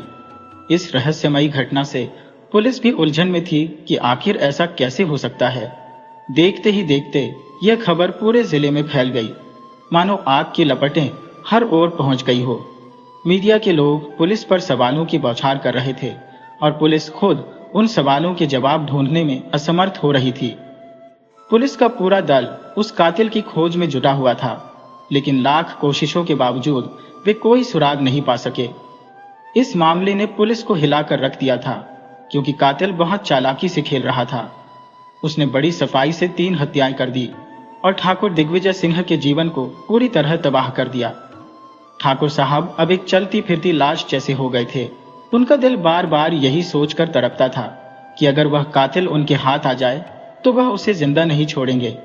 उधर मैना देवी अपने बेटे की मौत के बाद गहरे सदमे में चली गई और कोमा में पहुंच गई।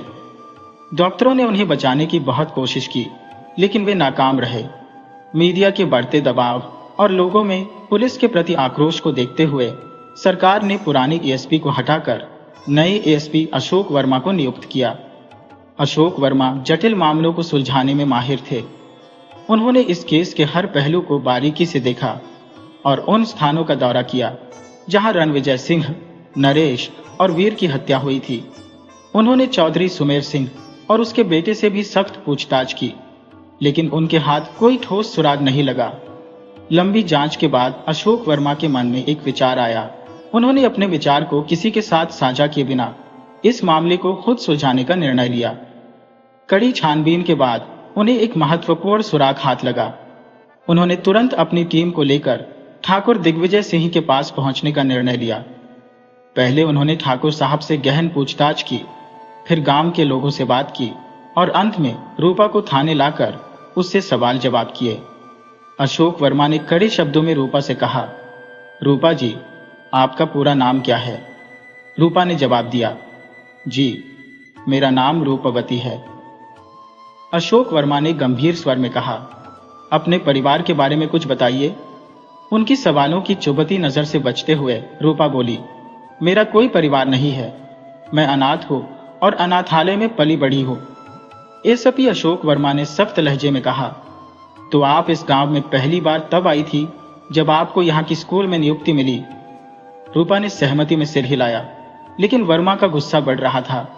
उन्होंने कहा, झूठ बोलने की कोशिश मत करो रूपा जी, मैंने तुम्हारे अतीत की पूरी छानबीन की है। अब साफ साफ बताओ, तुमने नरेश, रणविजय और वीर की हत्या क्यों की? टेबल पर जोर से मुक्का मारते हुए अशोक वर्मा ने धमकाया, तुम्हारे खिलाफ सारे सबूत मेरे पास है, अब और झूठ मत बोलो। इस पर रूपा ने ठंडी निगाहों से वर्मा की ओर देखा और भारी मन से कहा, हाँ, मैंने ही उन तीनों की हत्या की। ठाकुर दिग्विजय का बर्बाद घर भी मेरी ही देन है। रूपा का यह कबूलनामा सुनकर पुलिस अधिकारी और गांव वाले सन्न रह गए। एक सीधी सादी दिखने वाली औरत इतनी खतरनाक हो सकती है, यह किसी के समझ से परे था। रूपा को अदालत में पेश किया गया। ठाकुर दिग्विजय सिंह, जो पहले से ही अपने बेटे की मौत से टूट चुके थे, रूपा के खिलाफ आग उगल रहे थे। उनके वकील विवेक शर्मा ने अदालत से रूपा को 3 हत्याओं के लिए फांसी की सजा देने की मांग की। जज ने गंभीरता से रूपा से कहा, तुमने 3 हत्याएं की है, तुम्हें फांसी या उम्र कैद की सजा मिलनी तय है, लेकिन क्या तुम अपनी सफाई में कुछ कहना चाहती हो? रूपा ने एक गहरी सांस ली और मुस्कुराते हुए ठाकुर दिग्विजय सिंह की ओर देखा। ठाकुर साहब, आज आप अपने परिवार को खोकर कितनी पीड़ा महसूस कर रहे हैं, है ना? यही पीड़ा मैंने भी सहन की थी जब मेरा सब कुछ उजड़ गया था। उसकी आवाज में छुपे दर्द और गुस्से ने सभी को चौंका दिया। जज ने सख्ती से कहा, रूपा, जो कहना है वो साफ साफ कहो, पहेलियां मत बुझाओ। इस पर रूपा ने कहा, जज साहब, मैंने उन तीनों को मारकर अपने साथ न्याय किया है।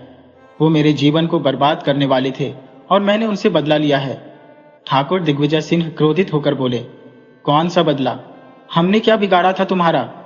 तब रूपा की आंखों में आंसू आ गए और उसने कहा, आपको रेवती याद है ठाकुर साहब? रेवती का नाम सुनते ही ठाकुर साहब भड़क उठे और बोले, रेवती? किस रेवती की बात कर रही हो? रूपा की आंखों में गुस्से की चमक थी।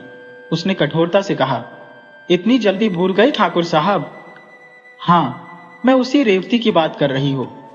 ठाकुर के चेहरे पर अब थोड़ी उलझन थी। वो कुछ पल सोचते रहे, फिर बोले, तुम उस नाचने वाली रेवती की बात कर रही हो? रूपा ने कड़वाहट से उत्तर दिया, हाँ, मैं उसी की बात कर रही हूं। रूपा ने गहरी सांस लेते हुए जज की ओर देखा और कहा, जज साहब, हमारा परिवार एक समय में बहुत खुशहाल था। हम सपेरों की बस्ती में रहते थे। मेरे पिता रामू सांप पकड़ने का काम करते थे और मेरी माँ गांव के कार्यक्रमों में नाच गाना करती थी। हम भले गरीब थे, लेकिन खुश थे। हमारे कबीले में बच्चों को पढ़ाने का चलन नहीं था, लेकिन मेरे पिता का सपना था कि हमें पढ़ा लिखा कर एक अच्छा इंसान बनाए। उस समय मेरी बड़ी बहन रेवती 14 साल की थी, मेरी उम्र 8 साल और हमारा छोटा भाई गोलू जो सिर्फ 5 साल का था। एक दिन ठाकुर दिग्विजय सिंह के बेटे का जन्मदिन था और उन्होंने मेरी माँ और कबीले की औरतों को बुलाया नाच गाने के लिए। मेरी माँ और बाकी औरतें वहां गईं और कार्यक्रम में नाच गाना किया, लेकिन ठाकुर की निगाहें मेरी माँ की खूबसूरती पर गड़ी थी। उसकी नीयत खराब हो गई और उसने मेरी माँ के साथ गलत हरकत करने की कोशिश की। रूपा की आंखों में गुस्से और दर्द का समंदर था।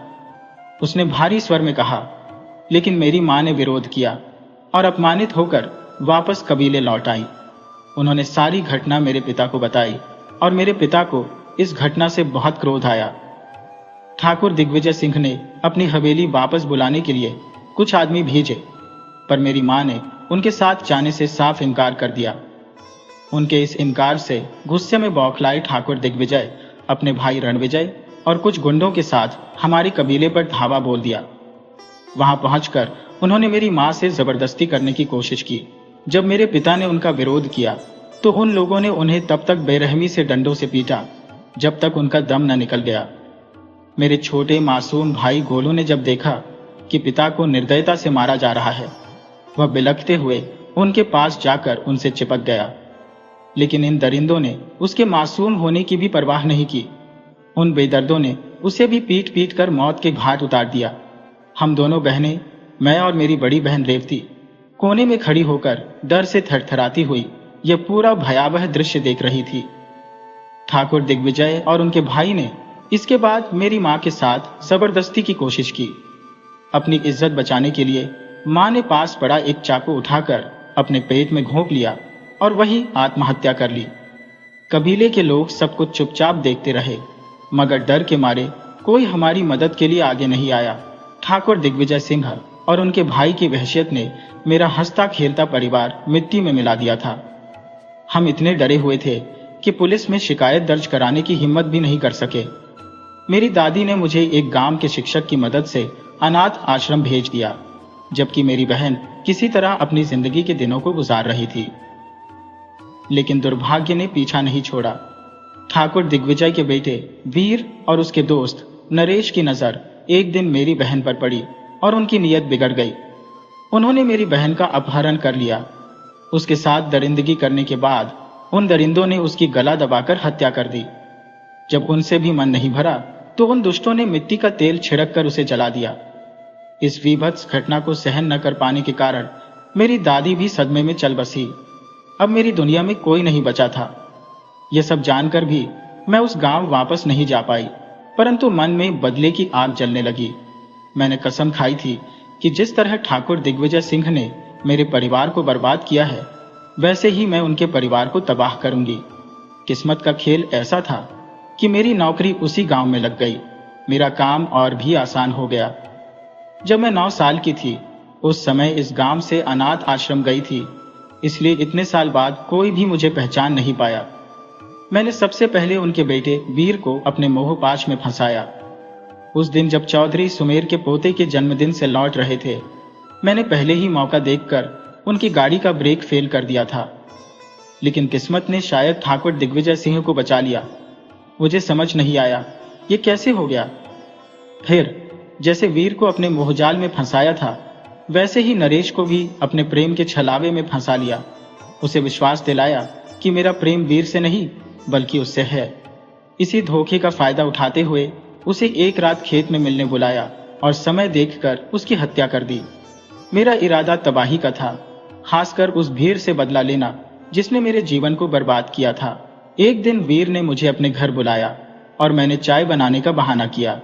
जैसे ही मैं रसोई में गई, मैंने गैस सिलेंडर के पाइप को खोल दिया, जिससे पूरे घर में आग फैल गई। मेरी योजना के मुताबिक मैं घर से सुरक्षित बाहर निकल आई, लेकिन वीर आग में फंसकर बाहर नहीं आ सका। उसकी वही मौत हो गई। मेरी प्रतिशोध की आग बुझ गई थी। मैंने ठाकुर दिग्विजय सिंह के परिवार को बर्बाद कर दिया, जैसे उन्होंने मेरे परिवार को तबाह किया था। रूपा की इस कथा को सुनकर वहां मौजूद सभी लोग स्तब्ध और दुखी थे। उन्हें समझ आ रहा था कि रूपा के साथ कितना बड़ा अन्याय हुआ था। जज ने काफी सोच विचार के बाद कहा, हाँ रूपा, तुम्हारी बातों को सुनने के बाद यह समझ में आता है कि तुमने बदले की आग में जलकर यह कदम उठाया है। इस अदालत का निर्णय है कि तुम्हें 10 साल की कारावास की सजा सुनाई जाती है और 10 वर्षों की लंबी प्रतीक्षा के बाद आज रूपा के जीवन में स्वतंत्रता का दिन था। जेल के फाटक से बाहर कदम रखते ही उसकी निगाहें विनय पर पड़ी, जो उसे देखने के लिए वहां खड़ा था। विनय उसके स्कूल और कॉलेज का साथी था, जिसने उसे हमेशा से पसंद किया और गहरे प्रेम से देखा। विनय को सामने देखकर रूपा ने बिना कोई प्रतिक्रिया दिए दूर जाने की कोशिश की, लेकिन तभी विनय की आवाज ने उसे ठिठका दिया। मुस्कुराते हुए विनय पास आकर बोला, काफी इंतजार कराया तुमने, और जब वह खत्म हुआ तो तुम यूं ही निकल रही हो। इस पर रूपा की आंखों में हैरानी और जिज्ञासा झलक उठी। विनय ने उसके कंधे पर हल्का सा हाथ रखकर कहा, रूपा, मैं तुम्हें इस दुनिया की तरह गलत नहीं मानता। अगर मैं तुम्हारी जगह होता तो शायद मैं भी वही करता जो तुमने किया। इन 10 सालों से मैंने तुम्हारे लौटने का बेसब्री से इंतजार किया है। आज वो इंतजार खत्म हो गया है। रूपा, मैं पहले भी तुमसे उतना ही प्यार करता था जितना आज करता हूं। क्या अब तुम मेरा साथ दोगी? इस दुनिया में मेरे पास कोई और नहीं है और तुम भी यह जानती हो। जैसे तुम अनाथ हो वैसे ही मैं भी। अगर तुम मेरे साथ रहोगी तो मेरे जीवन को एक उद्देश्य मिलेगा। रूपा ने हिचकिचाते हुए कहा। लेकिन विनय ने उसे बीच में ही रोकते हुए दृढ़ता से कहा, कोई लेकिन नहीं रूपा, मेरा सवाल सीधा है, क्या तुम मेरे साथ चलोगी जीवन भर के लिए? उसने अपने हाथ को उसकी ओर बढ़ाते हुए कहा, गुवाहाटी में मुझे एक बड़ी कंपनी में मैनेजर के रूप में नौकरी मिली है। हम वहां एक नई दुनिया बसाएंगे, यहां से बहुत दूर। क्या तुम मेरे साथ रहोगी? इस पर रूपा की आंखों में आंसू छलक आए। वह हल्की सी मुस्कुराई और बिना किसी और सवाल के उसने विनय के हाथ को थाम लिया। उसकी उंगलियों में मजबूती से अपनी उंगलियां फंसाकर वह उसे गले से लग गई। दोनों ने एक नई यात्रा शुरू की, एक नई दुनिया की तलाश में।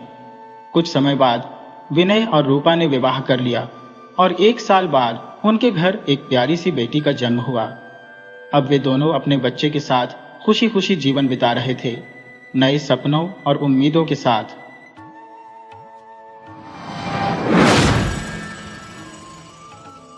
वीडियो अच्छी लगी हो तो इसे लाइक करें और ऐसी ही मज़ेदार कहानियों के लिए चैनल को सब्सक्राइब करें और बेल आइकन दबाएं। ज़्यादा से ज़्यादा अपने दोस्तों को शेयर करें। धन्यवाद।